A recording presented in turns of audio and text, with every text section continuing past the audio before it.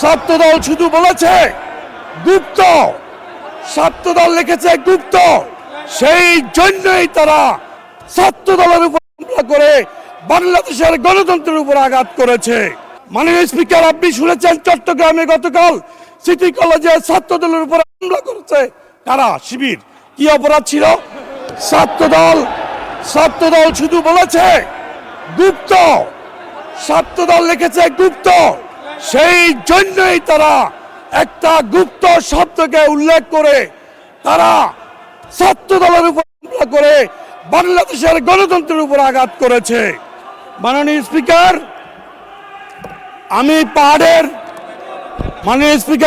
পাহাড়ের জনগণকে ধন্যবাদ জানাতে চাই। পাহাড়ের জনগণ, পাহাড়ি বাঙালি সবাই আমাকে তৃতীয়বারের মতো নির্বাচিত করেছে। সেই পাহাড়ের গণমানুষের জন্য, পাহাড়ের শান্তি প্রতিষ্ঠার জন্য, আমি টেকসই শান্তি প্রতিষ্ঠার জন্য মাননীয় প্রধানমন্ত্রীর দৃষ্টি আকর্ষণ করছি।